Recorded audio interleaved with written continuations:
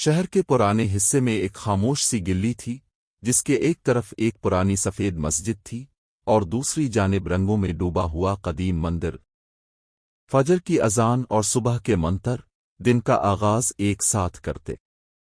لوگ ظاہراً امن سے رہتے، مگر دلوں میں کہیں نہ کہیں چھوٹا سا فاصلہ باقی تھا، مذہب کا، رسم و رواج کا، روایت کا۔ اسی گلی میں رہتی تھی حیا، یہ ایک باپردہ، باحیا، نرم گفتار مسلمان لڑکی۔ وہ مدرسے میں بچیوں کو قرآن، تجوید، سورۃ نبوی اور اسلامی اخلاقیات سکھاتی تھی۔ اس کے والد حافظ غلام رسول مسجد کے امام تھے، جو علم، وقار اور تقوی کی علامت سمجھے جاتے تھے۔ دوسری طرف پریم نامی ہندو نوجوان رہتا تھا۔ وہ ایک پنڈت کا بیٹا تھا، مگر دین کے نام پر نفرت کا قائل نہ تھا۔ تعلیم یافتہ تھا اور لائبریری میں اکثر نظر آتا۔ اپنے والد کے ساتھ مندر کی سیوا بھی کرتا، مگر دوسروں کے مذہب کا نہایت ادب کرتا تھا۔ ایک دن رام نومی کے جلوس کے دوران مدرسے کے بچے بھیڑ میں پھنس گئے۔ ایک بچی ایک گھوڑے کے قریب آ گئی۔ حیا چیخی، مگر اس سے پہلے کہ کچھ ہوتا، پریم لپکا اور بچی کو بچا لیا۔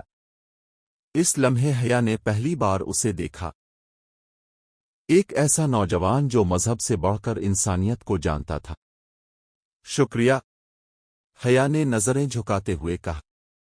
پریم نے مسکرا کر جواب دیا، بچپن کسی مذہب کا نہیں ہوتا، صرف انسانیت کا ہوتا ہے۔ اس کے بعد وہ اکثر لائبریری میں ملتے۔ حیا اسلامی تاریخ پر کتب پڑھتی اور پریم مذاہب عالم کے متعلق دلچسپی رکھتا تھا۔ وہ ایک ہی میز پر کبھی نہ بیٹھتے، ہمیشہ فاصلہ رکھتے، مگر ان کی گفتگو میں ادب، علم اور سوال ہوتے، کبھی دل کی بات نہیں، صرف عقل کی طلب۔ ایک دن پریم نے کہا، میں نے قرآن کا انگریزی ترجمہ پڑھنا شروع کیا ہے۔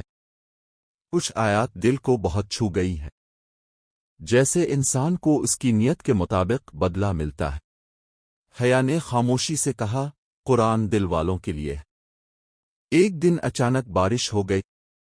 حیا مدرسے سے واپس آ رہی تھی، کتابیں ہاتھ میں تھیں، راستہ کیچڑ سے بھرا ہوا تھا۔ وہ پھسل گئی اور کتابیں زمین پر جا گریں۔ پریم اتفاقنا قریب کھڑا تھا۔ اس نے قریب آ کر حیا سے پوچھا، اگر آپ اجازت دیں تو میں کتابیں اٹھا لوں؟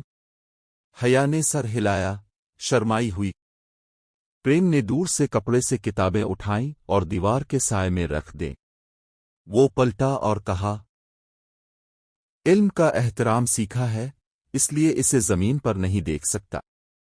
یہ جملہ حیا کے دل میں بیٹھ گیا۔ وقت گزرتا گیا۔ پریم کا انداز، اس کی نرمی، اس کا ادب، سب کچھ حیا کو سوچنے پر مجبور کرنے لگا۔ لیکن وہ ہر رات رب سے ایک ہی دعا مانگتی، آ اللہ، میرے دل میں اگر کچھ غلط ہے تو نکال دے، اگر یہ تیری طرف سے ہے تو اسے دین کی روشنی عطا فرما دے۔ پھر ایک دن پریم نے حافظ غلام رسول صاحب سے ملنے کی خواہش ظاہر کی۔ انہوں نے اجازت دی۔ وہ آیا، نہایت ادب سے بیٹھا اور کہا، میں صرف آپ کی بیٹی سے متاثر نہیں، بلکہ اسلام سے متاثر ہوں۔ میں نے قرآن پڑھا ہے، حدیثیں دیکھی ہیں، نبی کریم کی سیرت نے میرے دل کو ہلا دیا ہے۔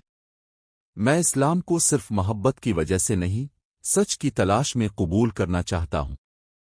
یہ الفاظ سن کر حافظ صاحب کی آنکھوں میں نمی آ گئی۔ اسی روز پریم نے مسجد میں بیٹھ کر کلمہ پڑھا۔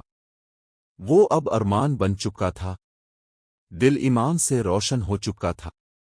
چند دن بعد مسجد اور مندر کے بیچ کی چھوٹی جگہ پر سادہ سی نکاح کی تقریب ہوئی۔ حافظ صاحب نے نکاح پڑھایا۔ ارمان نے وعدہ کیا کہ وہ دین پر قائم رہے گا، اور حیا نے رب کا شکر ادا کیا کہ اس نے دعا قبول کی۔